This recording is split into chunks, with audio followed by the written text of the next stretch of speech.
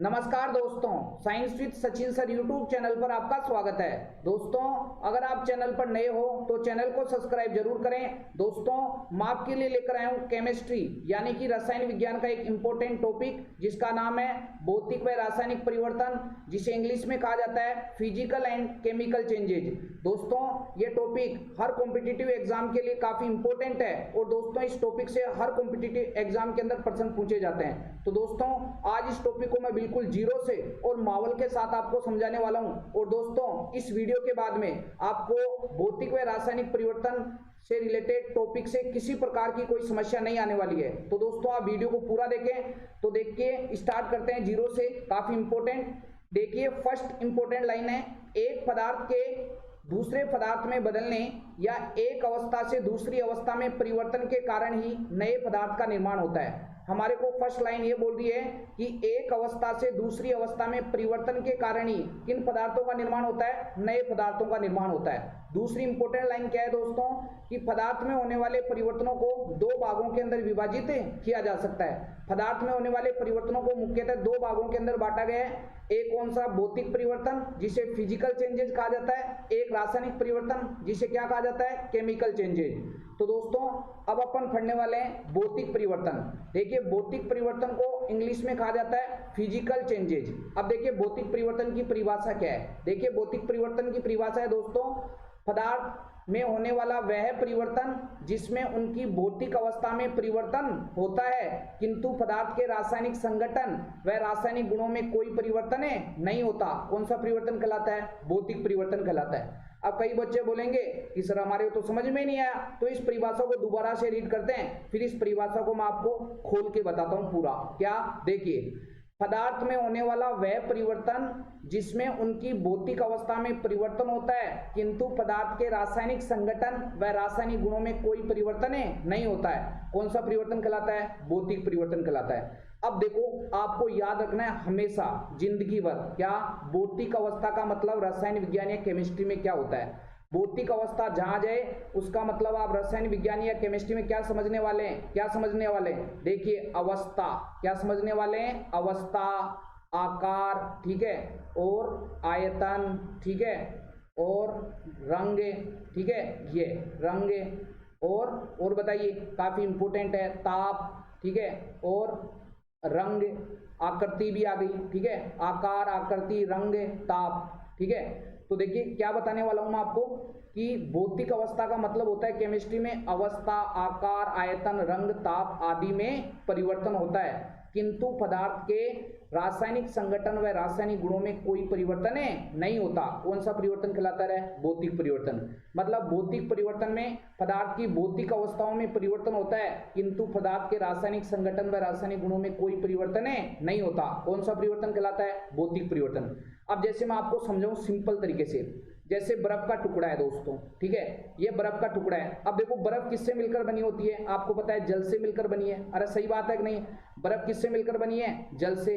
अब जल का अणुसूत्र क्या है, H2O, ठीक है, क्या है, H2O, ठीक है। अब H2O का मतलब जो जल है ये हाइड्रोजन के 2 परमाणु और ऑक्सीजन के 1 परमाणु से मिलकर बना यौगिक है, ठीक है। अब देखिए, क्या, अब बर्फ को आप थोड़ा बहुत गर्म करो तो बर्फ गर्म, आप जब बर्फ को गर्म करोगे तो बर्फ किस में बदल जाएगी, ये द्रव के अंदर आ जाएगी या जल के अंदर आ जाएगी।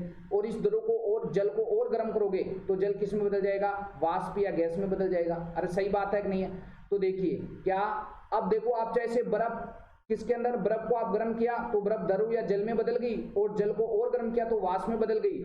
लेकिन जब जल द्रव में आएगा तब भी जल का अणुसूत्र क्या रहेगा, H2O, ठीक है। तो आपको पता है कि बर्फ जब जल में बदल रही है तो उसके आकार, आकृति, आयतन और अवस्था में परिवर्तन हो रहा है, लेकिन जो बर्फ का रासायनिक संगठन है H2O, इसमें किसी प्रकार का कोई परिवर्तन नहीं हो रहा है। तो दोस्तों, आपको याद रखना है कि भौतिक परिवर्तन ऐसा ही परिवर्तन होता है, केवल भौतिक परिवर्तन में पदार्थ की भौतिक अवस्था में परिवर्तन होता है किंतु पदार्थ के रासायनिक संगठन व रासायनिक गुणों में कोई परिवर्तन नहीं होता। ऐसा परिवर्तन कौन सा परिवर्तन कहलाता है, भौतिक परिवर्तन कहलाता है। अब देखिए, एग्जाम्पल जब आपको मैं समझाऊंगा तो आपको और बेटर समझ में आएगा। सबसे पहले पढ़ते हैं भौतिक परिवर्तन के गुण। देखिए, भौतिक परिवर्तन के गुण है, फर्स्ट गुण है भौतिक परिवर्तन में पदार्थ के भौतिक गुणों जैसे आयतन, अवस्था, ताप, घनत्व, रंग, आकार, आकृति आदि में परिवर्तन होता है। दोस्तों याद रखना है, रसायन विज्ञान या केमिस्ट्री के अंदर भौतिक गुण कौन कौन से होते हैं पदार्थ के?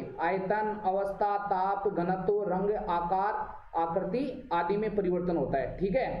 दूसरी इंपोर्टेंट बात, क्या पदार्थ के रासायनिक संगठन तथा रासायनिक गुणों में कोई परिवर्तन नहीं होता है। भौतिक परिवर्तन के अंदर पदार्थ के रासायनिक संगठन व रासायनिक गुणों के अंदर कोई परिवर्तन नहीं होता है। ठीक है। नेक्स्ट इंपोर्टेंट क्या बात है? नेक्स्ट इंपोर्टेंट ये बात है कि यह परिवर्तन कैसा होता है? उत्क्रमणीय होता है। कैसा रहे? उत्क्रमणीय। अब आपको मैं समझाऊंगा कैसा होता है, पूरा एग्जाम्पल जब आएंगे तब पूरा समझा दूंगा। नेक्स्ट, ये परिवर्तन कैसा होता है? अस्थायी होता है। दूसरी, इसमें कोई नया पदार्थ प्राप्त नहीं होता है। अब देखिए क्या, जैसे सबसे प्यारा सा एग्जाम्पल लेते हैं, क्या? जैसे बर्फ है, ठीक है, तो ये बर्फ ठोस अवस्था में है, ठीक है, ठोस में। अब इसको आपने गर्म किया तो ये किस में बदल गई? द्रव के अंदर। और इसको और गर्म किया तो ये किस में बदल गई? वाष्प या गैस में बदल गई। ठीक है। तो आपको क्या याद रखना है दोस्तों? देखिए, आपने बर्फ को गर्म किया तो ये ठोस से किस में आ गई? द्रव में। तो किसी भी ठोस पदार्थ का द्रव अवस्था में बदलना क्या कहलाता है? गलन। ठीक है, क्या कहलाता है? गलन। और द्रव का वाष्प या गैस में बदलना क्या कहलाता है? वाष्पन। ठीक है, काफी इंपोर्टेंट बात है। अब इस वाष्प या गैस को वापस ठंडा कर दो तो आपको बताइए किस में आ जाएगी? द्रव में। इसको बोलते हैं संघनन। अरे इसको क्या बोलते हैं? संघनन, कंडेंसेशन, संघनन बोलते हैं। और द्रव को आप थोड़ा सा और, ठीक है, क्या कर दो? ठंडा कर दो तो ये किस में आ जाएगा? ठोस अवस्था में आ जाएगा। ठीक है, तो इसको बोला जाता है पिंडन। अरे क्या बोला जाता है? पिंडन। तो देखिए, इस प्रक्रम को आप ऐसे भी चला सकते हो, ठीक है, और इस प्रक्रम को आप कैसे चला सकते हो? उल्टा भी चला सकते हो। तो देखिए, रसायन विज्ञान के अंदर ऐसी अभिक्रियाएं जो दोनों दिशाओं में चलती है उनको बोला जाता है उत्क्रमणीय अभिक्रियाएं। अरे क्या बोला जाता है? उत्क्रमणीय अभिक्रियाएं। तो भौतिक परिवर्तन कैसे होते हैं? उत्क्रमणीय परिवर्तन होते हैं और अस्थायी होते हैं। ठीक है, स्थायी नहीं होते हैं और इसमें कोई नया पदार्थ प्राप्त नहीं होता है। देखिए, जल की अवस्थाओं में परिवर्तन हुआ लेकिन कोई नया पदार्थ प्राप्त थोड़ी हुआ आपको? बिल्कुल नहीं हुआ। ठीक है। अब इसके एग्जाम्पल काफी इंपोर्टेंट है दोस्तों। ठीक है, और दोस्तों इन एग्जाम्पल से बाहर कुछ भी नहीं आएगा एग्जाम के अंदर। तो देखिए, पहला एग्जाम्पल है काफी इंपोर्टेंट। देखिए, सोने का पिघलना। ठीक है, अरे आप सुनार के पास जाते हो, ठीक है, उससे तरह तरह की चीजें बनवाते हो, तो जब सोना पिघलता है तो उसके रासायनिक संगठन में, रासायनिक गुणों में किसी प्रकार का कोई चेंज थोड़ी होता है। सोना चांदी थोड़ी बन जाती है। ठीक है, तो सोने का पिघलना एक प्रकार का कौन सा परिवर्तन है? भौतिक परिवर्तन है। कांच का टूटना, ये भी कौन सा परिवर्तन है? भौतिक परिवर्तन। शक्कर का पानी में घुलना, ये भी कौन सा परिवर्तन है? भौतिक परिवर्तन। नेक्स्ट इंपोर्टेंट है क्या? देखिए, लोहे का चुंबक में बदलना, ये भी कौन सा परिवर्तन है? भौतिक परिवर्तन। बल्ब का जलना, ये भी कौन सा परिवर्तन है? भौतिक परिवर्तन। पानी की अवस्था में परिवर्तन बता दिया ना, ठोस, ठीक है, द्रव और गैस, ये बता दिया ना। ये पानी की अवस्था में परिवर्तन होना, ये भी कौन सा परिवर्तन है? भौतिक परिवर्तन। मोम का पिघलना, ये भी कौन सा परिवर्तन है? भौतिक परिवर्तन। बादलों का बनना, ये भी कौन सा परिवर्तन है? भौतिक परिवर्तन। दूसरी इंपोर्टेंट है, लोहे की छड़ का गर्म होना, ये भी कौन सा परिवर्तन है? भौतिक परिवर्तन। वाष्पन, संघनन, ऊर्ध्वपातन और आसवन, ये भी किसके एग्जाम्पल है दोस्तों? ये भी भौतिक परिवर्तन के एग्जाम्पल है। और आपको बता देता हूं, देखिए, ये ठोस पदार्थ, फिर ठोस किस में जाएगा? द्रव में जाएगा। द्रव किस में जाएगा? गैस या वाष्प में जाएगा। याद कर लेना भाई, एग्जाम में काफी बार पूछा जाता है। ठीक है। और क्या इंपोर्टेंट है? ठोस का द्रव में बदलना क्या कहलाता है? गलन। और द्रव का वाष्प में बदलना वाष्पन। ठीक है। और किसी गैस या वाष्प पदार्थ का द्रव में बदलना क्या कहलाता है? संघनन, कंडेंसेशन। काफी बार पूछा गया है कि किसी गैस या वाष्प का द्रव में बदलना क्या कहलाता है? संघनन। और द्रव का ठोस में बदलना क्या कहलाता है? पिंडन। ठीक है, क्या कहलाता है रे? पिंडन। तो देखिए, ये वापस प्रक्रम भी चल सकते हैं। तो गलन, वाष्पन, पिंडन और संघनन, ये किसके एग्जाम्पल है? ये भौतिक परिवर्तन के एग्जाम्पल है। और देखिए, ऊर्ध्वपातन का मतलब क्या होता है ये भी बता देता हूं आपको। ऊर्ध्वपातन एक प्रकार का भौतिक परिवर्तन होता है। ठीक है, कैसे? देखिए, जब अपन ठोस पदार्थ को गर्म करते हैं तो वो किस में बदलता है? द्रव में। और फिर किस में बदलता है? गैस या वाष्प में। लेकिन ऊर्ध्वपातन का मतलब होता है कुछ ऐसे पदार्थ होते हैं जिनको ठोस अवस्था में गर्म करते हैं, वो डायरेक्ट द्रव में नहीं बदलकर किस में बदल जाते हैं? गैस या वाष्प में बदल जाते हैं। तो काफी इंपोर्टेंट है और काफी बार पूछा गया प्रश्न है कि किसी ठोस पदार्थ का डायरेक्ट या सीधे गैस या वाष्प में बदलना क्या कहलाता है? ऊर्ध्वपातन। ठीक है, इसके एग्जाम्पल जैसे कपूर हो गया, आयोडीन हो गया, ठीक है, और नौशादर हो गया। ये काफी इंपोर्टेंट है और आपके एग्जाम में पूछे भी जाते हैं। कि उर्दू पातन के एग्जाम्पल बताओ, तो कपूर, आयोडीन और नौशादर। ठीक है दोस्तों, तो ये भौतिक परिवर्तन है। और दोस्तों अगर आपको एक बार में समझ में नहीं आता है तो आप वीडियो को दोबारा देखें।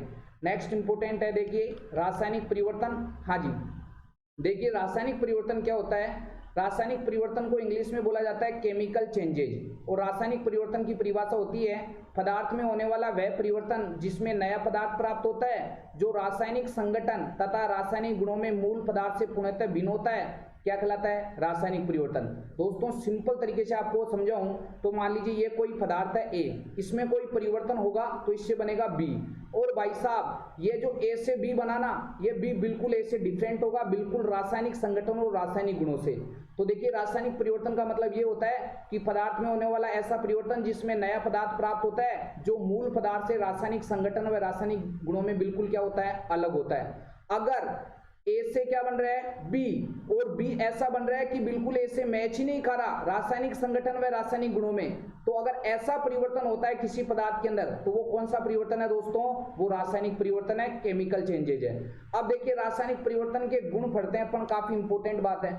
देखिए रासायनिक परिवर्तन के गुण है, रासायनिक परिवर्तन से जो नए पदार्थ बनते हैं वह मूल पदार्थ से रासायनिक संगठन में, रासायनिक संगठन में क्या होते हैं? रासायनिक गुणों तथा रासायनिक संगठन में क्या होते हैं? बिल्कुल भिन्न होते हैं। ठीक है, यह परिवर्तन क्या होता है? अनुत्क्रमणीय। अनुत्क्रमणीय का मतलब होता है दोस्तों ए में परिवर्तन हुआ, क्या बना? बी बना। और अगर, ठीक है, क्या अगर बी से दोबारा ए नहीं बन सकता तो ऐसे प्रक्रम जो केवल, और ऐसी अभिक्रियाएं जो केवल एक दिशा में ही चलती है उनको बोला जाता है क्या? अनुत्क्रमणीय। तो ठीक है, रासायनिक परिवर्तन में ऐसा ही होता है दोस्तों, ए से बी बन गया तो वापस बी से ए नहीं बनेगा। तो ऐसे परिवर्तन जो केवल एक ही दिशा में होते हैं उनको क्या बोलते हैं? अनुत्क्रमणीय। ठीक है, नेक्स्ट, यह परिवर्तन क्या होता है? स्थायी होता है। बिल्कुल भाई साहब, कैसा होता है? स्थायी। जैसे ए से बी बन गया तो वापस बी से ए नहीं बनेगा, तो ऐसा परिवर्तन कैसा होता है? हाँ जी, स्थायी होता है। इस परिवर्तन में पदार्थ के भौतिक व रासायनिक गुण क्या होते हैं? बदल जाते हैं। इसमें पदार्थ के भौतिक गुण भी बदलते हैं और रासायनिक गुण भी बदलते हैं। इसमें नया पदार्थ प्राप्त होता है, काफी इंपोर्टेंट बात। अब देखिए रासायनिक परिवर्तन के उदाहरण पढ़ते हैं, पर काफी इंपोर्टेंट है। ठीक है, जैसे आपको समझाऊं तो आपको काफी इंपोर्टेंट, जैसे कोयले का जलना। ठीक है, अब वापस अगर कोयला जल गया तो आप दोबारा थोड़ी बना सकते हो, तो कोयले का जलना कौन सा परिवर्तन है? रासायनिक परिवर्तन। लोहे पर जंग लगना, ठीक है, दोबारा थोड़ी जंग हटा सकते हैं आप? नहीं हटा सकते। लोहे पर जंग लगना, ठीक है, तो लोहे पर जंग लगना कौन सा परिवर्तन है? रासायनिक परिवर्तन। दूध का दही बनना, ठीक है, दूध का, जब दूध किससे क्या बन जाता है? दही बन जाता है। तो देखिए बिल्कुल दूध बिल्कुल डिफरेंट है, किससे? दही से। वापस दही से दूध थोड़ी बना सकते हो? बिल्कुल नहीं बनता। अगर किसी का माहौल खराब है तो बना सकता है, वैसे साइंस तो बोलती है कि दूध दही से बन जाता है, तो वापस दही से दूध नहीं बन सकता। तो कौन सा परिवर्तन है? रासायनिक परिवर्तन। नेक्स्ट इंपोर्टेंट है, अरे आलू, बैंगन तथा सेब को काटने के कुछ समय बाद उनका रंग हल्का भूरा हो जाना, ये एक क्या एनसीईआरटी का एग्जाम्पल है, काफी इंपोर्टेंट है कि आलू, बैंगन और सेब को काटने का कुछ समय बाद उनका रंग हल्का भूरा हो जाना, ये कौन सा परिवर्तन है दोस्तों? रासायनिक परिवर्तन। जब आप एप्पल खाते हो तो देखना, जब आप उसको खाना स्टार्ट करते हैं धीरे धीरे 1-2 मिनट रुक जाना, वो हल्की भूरी हो जाती है। ठीक है, तो वो कौन सा परिवर्तन है? रासायनिक परिवर्तन। अंडे का उबलना, ठीक है, अंडे का उबलना तो आपको पता है कौन सा परिवर्तन है? रासायनिक परिवर्तन। लकड़ी का जलना, ये भी कौन सा परिवर्तन है? रासायनिक परिवर्तन। सब्जियों का सड़ना, ये भी कौन सा परिवर्तन है? रासायनिक। नेक्स्ट, काफी इंपोर्टेंट, चूने के पानी में कार्बन डाइऑक्साइड या CO2 गैस प्रवाहित होने पर उसका दूधिया हो जाना, कौन सा परिवर्तन है? रासायनिक परिवर्तन। मैग्नीशियम के फीते का वायु में जलना, ये भी कौन सा परिवर्तन है? रासायनिक परिवर्तन। दवनी का उत्पन्न होना, ये भी कौन सा परिवर्तन है? रासायनिक परिवर्तन। ठीक है, अब देखिए कुछ इंपोर्टेंट बात, क्या? जैसे मोमबत्ती का जलना, भोजन का पाचन, रक्त का थक्का जमना आदि में दोनों तरह के परिवर्तन होते हैं। ठीक है, क्या? जैसे मोमबत्ती का जलना, देखिए मोमबत्ती जलेगी तो मोम भी पिघलेगा, तो मोमबत्ती का जलना भौतिक व रासायनिक परिवर्तन दोनों का एग्जाम्पल है। भोजन का पाचन, ये भी भौतिक और रासायनिक परिवर्तन दोनों का एग्जाम्पल है।